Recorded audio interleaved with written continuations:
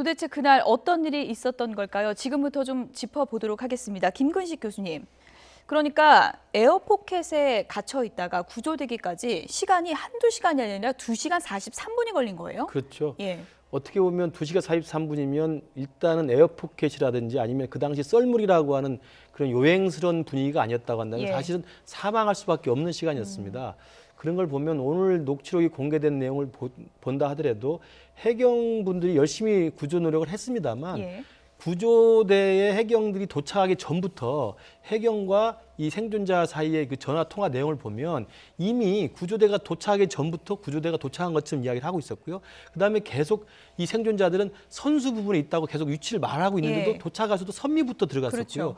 저는 들어보면서 녹취록을 보면서 도대체 이 해경이라는 분들은 정확히 전화 통화를 하고 있으면서 통화된 내용에 나타난 위치, 그다음에 그분들의 지금 상황, 그다음에 그분들이 이제 얼마나 절박한 내용들인가를 잘 못 느끼고 있었던 것 같아요. 예. 저는 그런 의미에서 보면 지난 그 세월호 때 해경이 해체됐다가 다시 좀 부활했습니다만 여전히 해경이라고 하는 조직이 이런 위급 사태나 구조 상황에서 매뉴얼대로 그다음에 일각이 다투는 그런 상황에서 한 명의 생명을 더 구하기 위해서 정말 기민하게 대응했는가에 대해서는 국민적 차원에서 보면 의구심을 가질 수밖에 없는 그런 상황인 것 같습니다. 예. 저희가 긴박했던 2시간 43분을 시간대별로 잠시 좀 먼저 정리를 해보도록 하겠습니다. 긴박했던 시간인데요. 오전 6시 5분에 이제 전복이 된 거고요. 시간대별로 이제 심 씨 등 3분이 이제 에어포켓 속에서 구조 요청을 긴급히 한 거잖아요. 처음에는 공기가 이제 산소가 줄어드니까 숨이 안 쉬어진다. 이렇게 이제 호소를 했고, 그 다음에는 체온까지 내려가니까 너무 춥다. 빨리 보내달라. 이렇게 괴로움을 호소했지만 결국에는 2시간 43분이 걸린 거죠. 그렇습니다.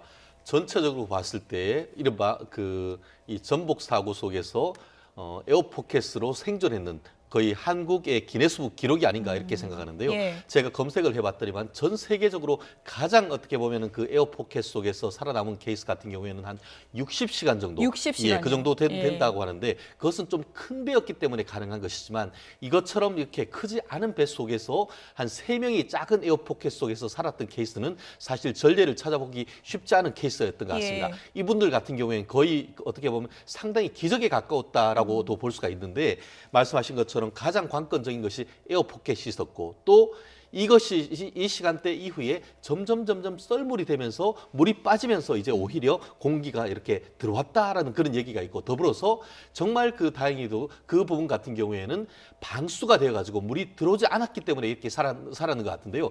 결국 그런 것은 뭡니까? 결국 내부적인 조건인 것이지 외부에서 빨리 구조됐기 때문에 했던 그렇죠. 것은 아니라는 점에서 문제가 있는 건 아니겠습니까? 세월호 이후에 해경이 해체됐다가 다시 이렇게 부활되는 과정에서 가장 안전한 바다를 만들겠다라고 했었지만 비상 상태 속에서 그와 같은 시스템이 제대로 돌아가지 못한 점에 예. 대해서는 분명히 짚고 넘어야 되는 그런 부분인 것 같습니다. 저희가 이제 잠시 뒤에 녹취록을 다시 한번 들어볼 텐데 방수폰이 없었다면 어떻게 되는 건가요? 그 생각만 해도 끔찍하더라고요. 그렇죠. 연결 자체가 안 되는 거죠. 예. 다행히 이제 방수폰이 있었기 때문에 통화가 가능하고 위치를 계속 알려줄 수 있었고 그렇게 됐는데 그럼에도 불구하고 지금 그 해경에서 구조대로 나왔던 분들하고 해경본부하고 사이에는 정말로 정확한 의사소통이 됐는지조차도 의심스러워요. 예. 왠가하면 선수에 우리가 있다고 그 에어포켓 속에 있는 분들이 말을 했는데 와서는 선미부터 지금 수색을 한 거 아닙니까?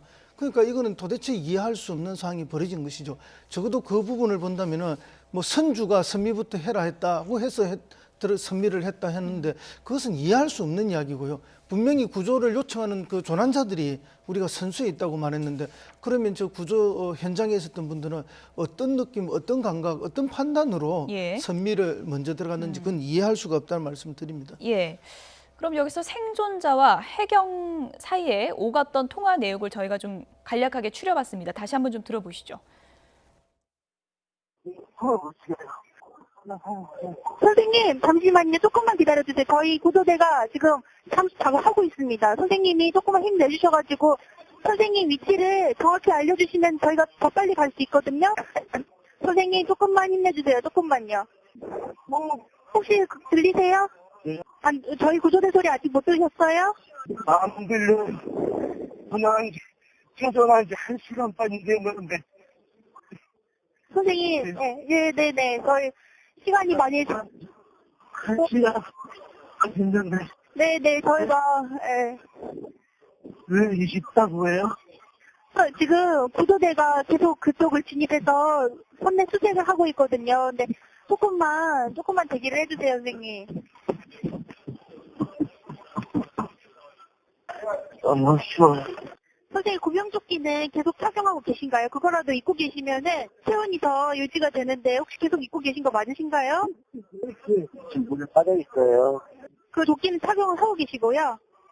다 벗었어요. 다 벗으셨어요? 계속 구명조끼를 안 입고도 어떻게 계속 계실 수 있는 건지 아니면 발이 닿으시는 거예요? 지금 약간 위에 올라와 있는데 물에 다 있어요. 아, 그러세요? 잠시만요.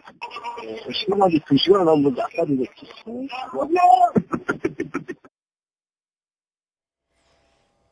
네, 지금 뭐 숨을 쉬기도 힘든 그런 이제 급박한 상황에서 이 전화 연결 녹취록을 좀 들어보니까 너무 그 상황에 있는 답답한 상황에서 너무 같은 질문을 반복하고 그렇죠. 오히려 너무 말을 많이 시킨 게 아니에요. 이런 지적도 있습니다. 물론 이제 그 생존자분의 전화를 받는 해경의 이제 통신원 분도 현장에 있는 구조대 상황을 정확하게 모르기 때문에 예. 저렇게 해서 이제 생존자의 의식들을 계속 확인하는 뭐 이런 식이라고 설명을 하고는 예. 있습니다만 지금 들어봤습니다만 내용이 했던 이야기를 반복할 뿐만 아니라 지금 계속 이야기했습니다만 에어포켓에서 겨우 남아있는 산소 속에서 생존을 유지하고 있는데 계속 말을 할 경우 그 공기 속에서 그 산소량이 계속 없어지는 거거든요. 그래서 실제로 생존자 3명이 나중에 후일담을 이야기한 거 보면은 그 공기가 아까워서 자기들끼리도 대화를 하지 않고 있었다는 예. 거잖아요. 그런데도 계속 이야기를 하면서 같은 이야기를 반복하면서 말을 시키면 그 에어포켓 안에 남아있는 적은 산소를 계속 소모하는 건데 저런 식의 일을 하는 것 자체가 이해가 안 되고요. 더 중요한 것은 2시간 43분 만에 구조가 돼서 정말 해피엔딩으로 끝나서 세 분이 살아났을 게 망정이지 만약에 약간의 시간차를 놓쳐가지고 저분들 돌아가셨다면 그걸 어떻게 책임질 겁니까? 그리고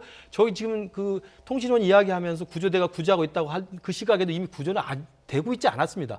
이미 1시간 지나서야 인천 구조대하고 평택 구조대가 왔고 이 구조대가 왔어도 아까 말씀하신 것처럼 선미부터 들어가서 헛시간을 보내고 있었거든요. 예. 그러니까 사실은 지금 목숨의 경각에 달린 이 생존자들은 정말 한시가 바쁜 상황인데도 예. 그 시간을 계속 놓치면서 해경들의 구조는 늑장대응을 했다는 것을 국민들이 봤을 때는 정말 답답함을 느낄 수밖에 없는 상황인 것 같습니다. 네. 상당히 좀 답답한 시간이 지나고 있었다는 것을 저희가 확인할 수 있는데 이번에는 전문가 연결해서 좀 얘기를 보충해서 들어보도록 하겠습니다. 진교중 전 해군 해난 구조대장이 연결돼 있습니다. 대장님 안녕하십니까? 네, 안녕하십니까. 네. 녹취록을 이제 들어보셨을 텐데 저렇게 네. 이제 계속 에어포켓 속에서 생존해 있는 사람에게 말을 계속 거는 거는 좋은 방법이 아닌 거죠? 네, 그렇습니다. 왜냐하면은 그 말을 많이 하면은 그 호흡이 가빠지기 때문에 안에 있는 산소가 줄어들기 때문에 가능한 한 말도 하지 않고 운동도 적게 해야 됩니다. 예, 그냥 그러니까 말을 하지 않고 가만히 있는 게 이제 가장 제일 좋은 방법이다라는 말씀이시죠? 네, 그렇습니다. 예. 왜냐하면 보통 사람들이 1분에 20리터의 공기를 소모를 하는데 예. 이게 운동을 하고 자꾸 말을 하면은 30, 40리터까지 공기를 소모하기 때문에 그러면 계속 산소량이 줄어들어서 그 16% 이하로 산소가 떨어지면은 그 저산소증이 오게 되는데요. 이때는 머리가 아프고 맥박이 증가하고 집중력이 저하됩니다. 예.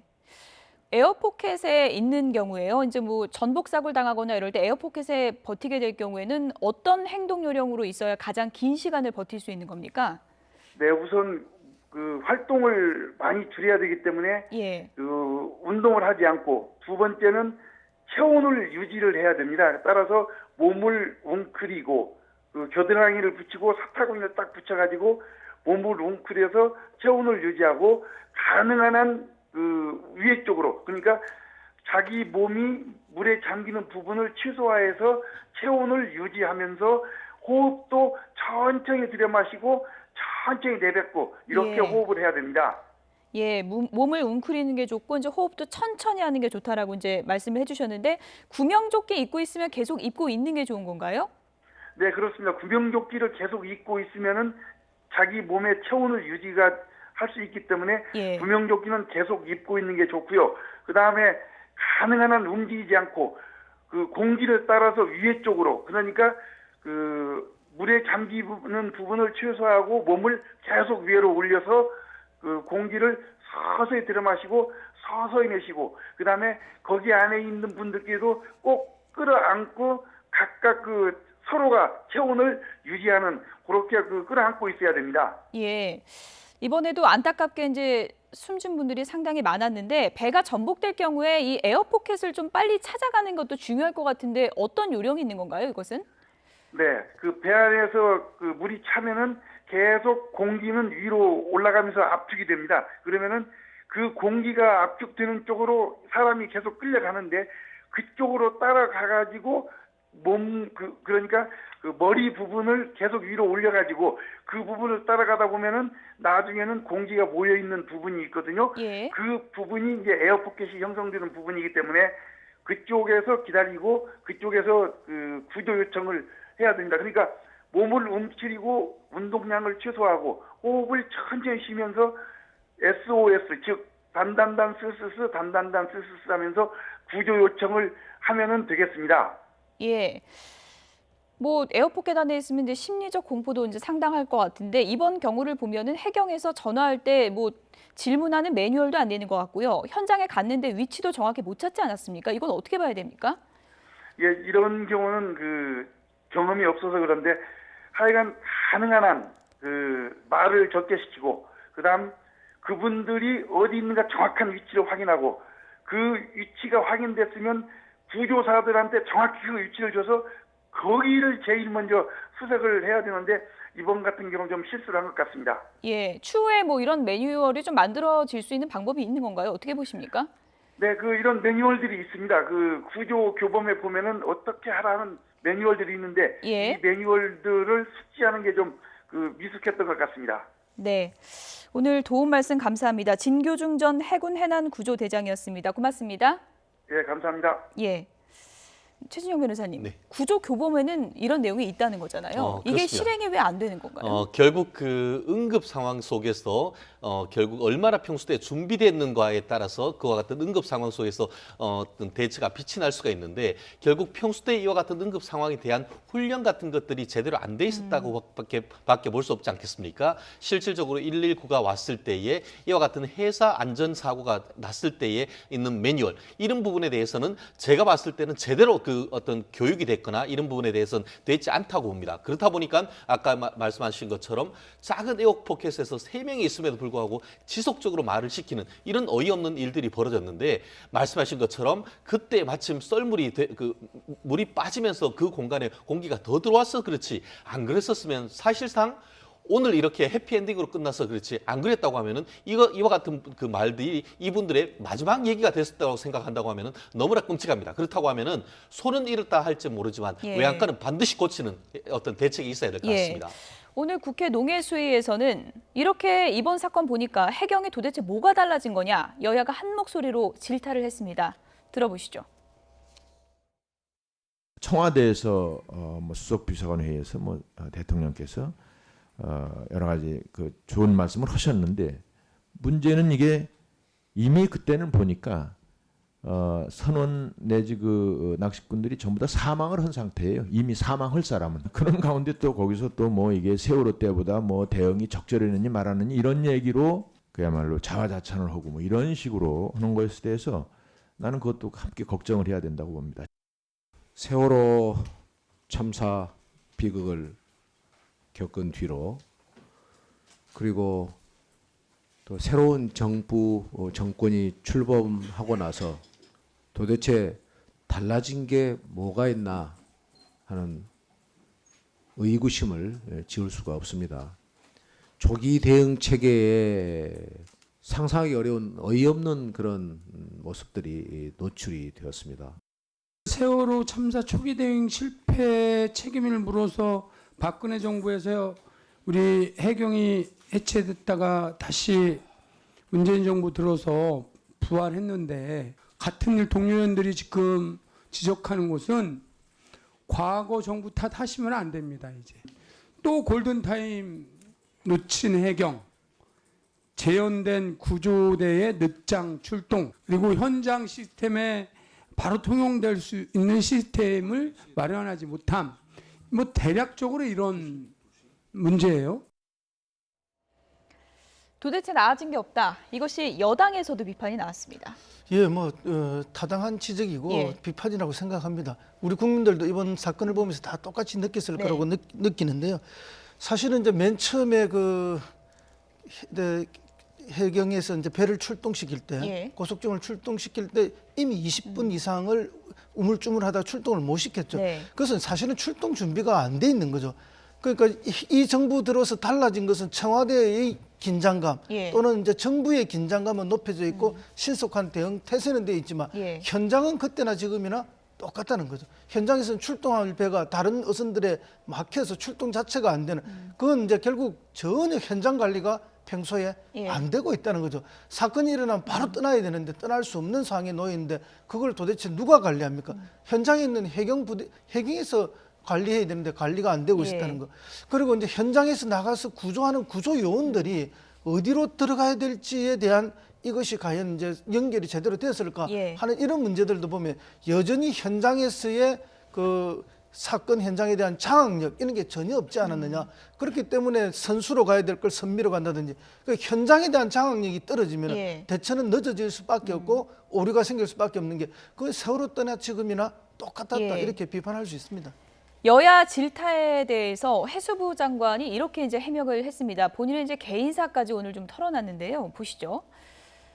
뭐 안타까운 일을 또 이제 겪었다고 얘기를 하셨죠. 제 친동생이 이제 바다 낚시로 숨졌는데 깜깜한 새벽에 방파제에서 추락을 했는데 구조가 이제 늦게 돼서 숨졌다 이런 얘기고요.